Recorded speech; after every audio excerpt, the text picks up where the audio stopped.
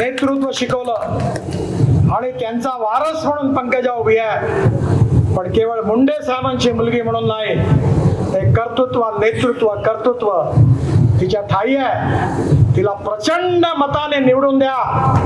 खरं म्हणजे मुंडे साहेबांच्या आत्म्यालाही पण तुमच्या या पंकजाच्या विजयातून खूप आनंद झाल्याशिवाय राहणार नाही.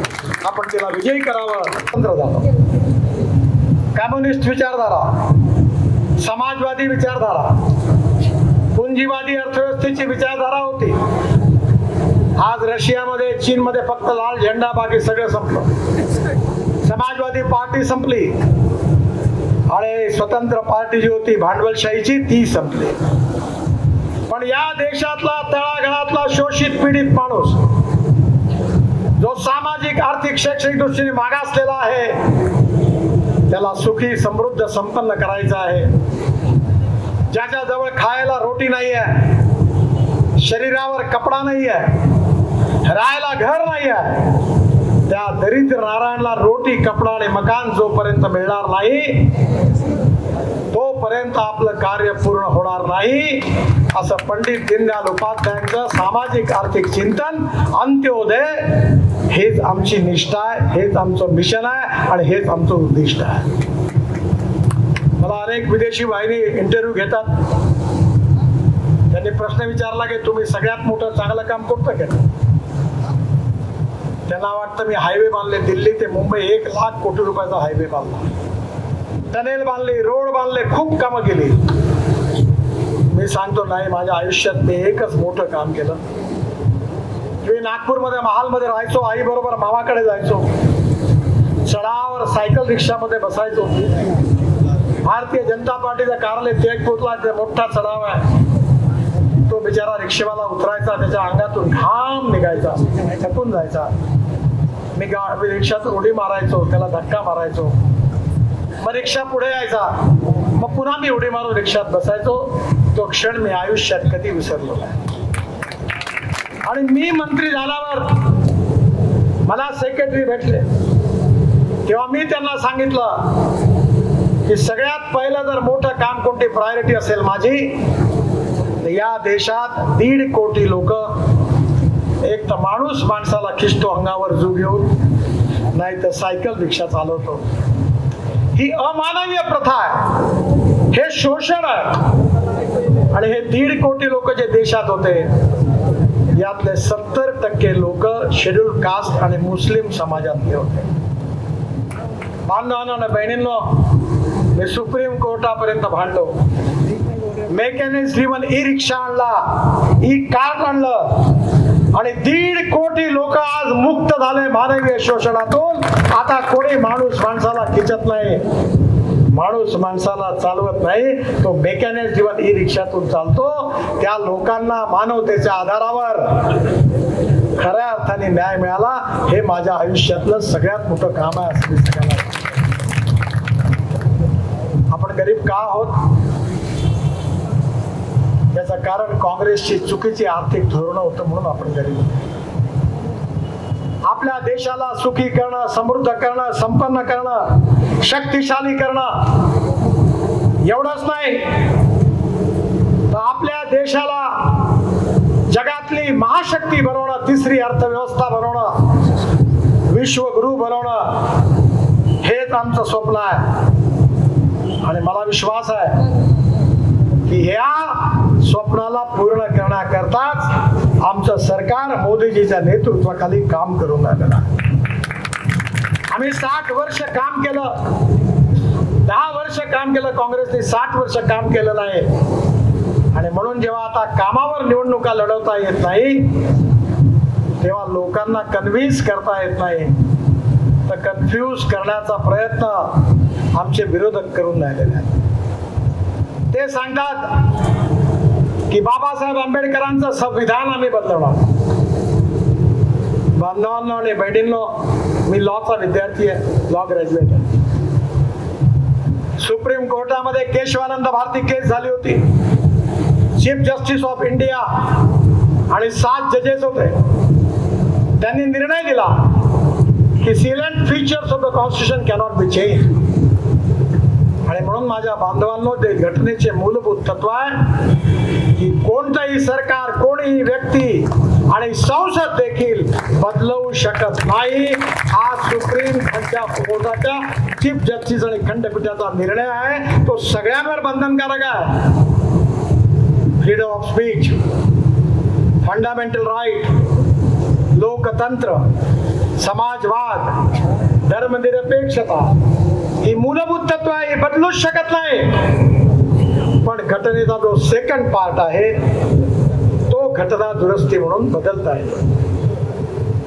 काँग्रेसवाल्यांनी आणीबाणीच्या काळामध्ये आजपर्यंत बाबासाहेबांचं संविधान 80 वेळा तोडलं. संविधान तोडायचं पाप जर कोणाचं असेल तर ते भाजपचं नाही आहे, ते काँग्रेसवाल्यांचं आहे. त्यांनी तोडायचं काम केलं आणि आमच्या विरुद्ध जर फैलवण्याचं काम करत आहे.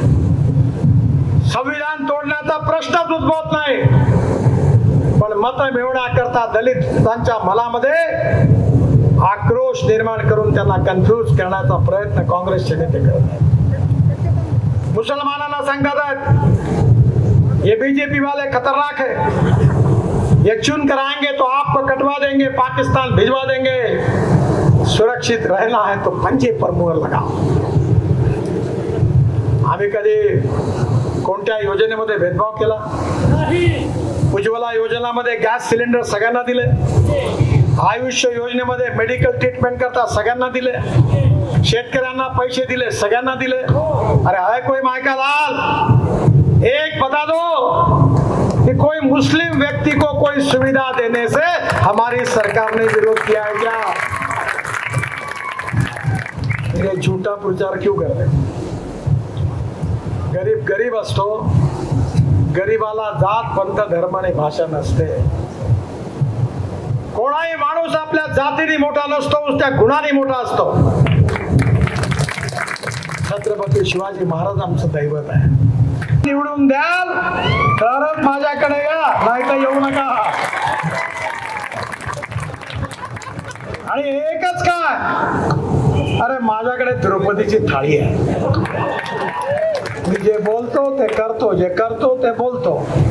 हे कोणी पत्रकार मला 10 वर्षात मी जे भाषणात बोलतो असे एकही गोष्ट काढू शकत नाही तुम्ही जे बोललो ते केलं नाही. बिलकुल नाही. मी खोटं बोलत नाही, खोटं आश्वासन देत नाही. हो तर हो, नाही तर नाही. तुम्ही फक्त एकच काम करा, पंकजाला निवडून द्या. मोदीजी आणि मी बाकी सगळं काम उत्तम करून देऊ. तुम्ही चिंता करण्याचं कारण नाही. देशाचं पर्याय फक्त छत्रपती शिवाजी महाराज. शिवाजी महाराजांनी अनेक युद्ध जिंकले, कधी आया बहिणीवर अत्याचार नाही केले. युद्ध जिंकल्यानंतर त्या ठिकाणी असणाऱ्या महिलांना सांगितलं तुम्ही माझ्या आया बहिणीसारख्या आहात. त्यांची ओटी भरली आणि त्यांना त्यांच्या घरी पोहोचवण्याची व्यवस्था केली ते छत्रपती शिवाजी महाराज. शिवाजी महाराजांनी कधी कोणती मस्जिद तोडली नाही, पण शिवाजी महाराजांनी जेवढे जेवढे धार्मिक स्थळ होते त्याचं रक्षण करण्याचं काम केलं. हे शिवाजी महाराज आमचे दैवत आहे. ज्यांनी सामाजिक समता आणि आर्थिक समता आणून तळागाळातल्या माणसाला न्याय दिला ते बाबासाहेब आंबेडकर आमचे प्रेरणास्त्रोत आहे. ज्या महात्मा ज्योतिबा फुलेंनी समतेचा संदेश दिला ते फुले आमचे आदर्श आहेत. आणि मला तर विचाराल, मी घाबरत नाही. मी पण लोकसभा 3 वेळा, तिसऱ्यांदा निवडून येणार आहे. 101% निवडून येणार आहे. लाखो मताने निवडून येणार आहे. आणि मी माझ्या जनतेला सांगितलं कि नागपुर शहर मेरा परिवार है, मैं नागपुर का हूँ और जनता मेरा परिवार है. हे सांगायची हिम्मत है माझ्याजवळ. जो करेगा जात की बात उसको कसके पड़ेगी लात. सब मेरे है. मी कधी जातीवाद फातीवाद केला नाही. या समाजातल्या तळागाळातल्या शोषित पीडितांना आरक्षण मिळालं पाहिजे. समाजातली गरिबी, भूकमरी, बेरोजगारी दूर झाली पाहिजे. तरुण मुलाच्या हाताला काम मिळालं पाहिजे. गरीब गरीब असतो, गरीबाला जात पंथ धर्म भाषा नसते. ज्या भावात पेट्रोल डिझेल गॅसचं सिलेंडर हिंदूला मिळतं त्याच भावात मुसलमानाला मिळतं. आम्हाला गरिबी दूर करायची आहे, भूकमारी दूर करायची आहे, बेरोजगारी दूर करायची आहे. महाराष्ट्राला देशाला सुखी समृद्ध संपन्न शक्तिशाली करायचा आहे, विश्वगुरु बनवायचा आहे आणि तरुण मुलाच्या हाताला काम द्यायचं आहे. मी माझ्या जिल्ह्यात 15,000 लोकांना काम दिला. माझ्या जातीचे 200 लोक नाही त्याच्यात. मी याला पडत नाही पडत. सांगतो लोकांना, जे आपल्या कामाने निवडून येत नाही ते जातीचं नाव पुढे आणतात. पंकजामध्ये कर्तृत्व आहे, तुमचा आवाज उचलण्याची ताकद आहे. मुंडे साहेबांची मुलगी आहे म्हणून ती मोठी नाही आहे. मी तिला आमदार म्हणून काम करताना बघितलं, कार्यकर्ता म्हणून काम करताना बघितलं, लहानपणापासून बघितलं. तिच्यामध्ये वक्तृत्व आहे, कर्तृत्व आहे, नेतृत्व आहे, कार्य करण्याची धमक आहे. दुसरे कोण आहे मी बोलणार नाही. ते जर आले लोकसभेत तर तोंड तरी उघडतील का हो? आता तुम्हाला तुमच्या करता संघर्ष करणारी वेळ पडली तर तुमच्या हिताकरता स्वपक्षातही संघर्ष करण्याची ताकद ठेवणारी पंकजा मुंडे साहेबांची मुलगी आहे म्हणून मोठी नाही आहे. तिच्यामध्ये कार्य कर्तृत्व आणि नेतृत्व आहे आणि म्हणून ती या मराठवाड्याचा महाराष्ट्राच्या विकासामध्ये ती फार मोठं कॉन्ट्रीब्युशन देऊ शकते. आणि म्हणून या जिल्ह्याचा, या लोकसभा मतदारसंघाचा विकास करायचा असेल तर पंकजाच्या कमळाच्या फुलाची बटन दाबून तिला विजयी करा. एकीकडे मोदी साहेबांचं इंजिन आहे, दुसरीकडे शिंदे साहेबांचं सरकार आहे डबल इंजिन, आणि तिसऱ्या बाजूला माझ्या मिनिस्ट्रीचा रोड करंट आहे. अरे बुलेट ट्रेन अशी धावल का तुम्ही केव्हा मुंबईतून दिल्लीत पोहोचले झोपेत कळणार पण नाही. जात पात पंथ धर्म भाषाचा विचार नका करू. तुम्हाला हार्टचं ऑपरेशन करायचं असते तेव्हा विचार करता का माझ्या जातवाल्याकडे करू म्हणून? तुम्हाला चांगल्या हॉटेलमध्ये खायचं असेल तर विचार करता का आपला आहे का? तेव्हा तुम्हाला चांगलं पाहिजे, मग निवडणुकीत कशाला विचार करता? जो आपला विकास करू शकेल, जो आपलं भविष्य बदलू शकेल, जो गावाचा विकास करून रस्ते रोड पाणी वीज आणून शेतकऱ्याला समृद्ध संपन्न करू शकेल, तरुण मुलाच्या हाताला काम देऊ शकेल, अशी विजन असणारं नेतृत्व ही आपली गरज आहे, जे पंकजाच्या रूपाने पूर्ण होणार. साहेब, आपण माझ्या प्रचारासाठी इथे आला आहात, हा माझ्यासाठी खूप खूप मोठा आशीर्वाद आहे. कारण मला आठवतं की 2009ला मुंडे साहेबांनी जेव्हा फॉर्म भरला तेव्हा आपण त्यांच्या नॉमिनेशनसाठी खास आला होतात आणि आपण राष्ट्रीय अध्यक्ष म्हणून देखील त्यांच्या प्रचारामध्ये सामील झाला होतात. राजनाथजी पण दुसऱ्या निवडणुकीमध्ये खास आले होते आणि आम्ही ज्यांना बघून मोठे झालो लहानाचे त्या नेत्यांना कधी आम्ही नेता मानत नाही, खरं तर आम्ही काका संबोधतो, इतके आमचे जिव्हाळ्याचे नाते आहेत. पण आज मला खूप तुमचा इथे स्वागत करताना एक आनंद होतो आहे की माझ्या नेत्याचा आणि माझ्या पित्याचा आशीर्वाद हा त्यांचे सहकारी म्हणून सदैव ज्यांनी काम केलं त्यांच्या माध्यमातून इथे मला मिळणार आहे. तुम्हाला मी अजून एक स्वागत करण्याचं कारण असे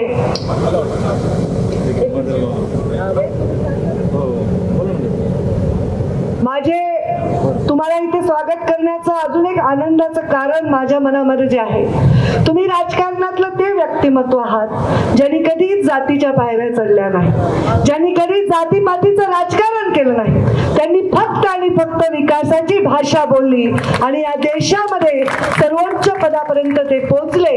आणि आज महाराष्ट्र आणि देशामध्ये सगळे मुख्यमंत्री, सगळे उपमुख्यमंत्री, सगळे आमदार खासदार ज्यांचं नाव घेतात ते गडकरी साहेब आहेत. कारण त्यांच्या गावागावापर्यंत महामार्गाच्या निमित्ताने त्यांनी विकास पोहोचवलेला आहे. तिकडे जर काम करायचं असेल गडकरी साहेबांच्या कार्यालयात तर फक्त एक कागदाची आवश्यकता असते, त्याच्या पलीकडे आपल्याला काही लागत नाही. आपणच त्यांच्या घरी जायचं, त्यांनीच आपल्याला खाऊ घालणार, तेच आमचा आदरातिथ्य करणार.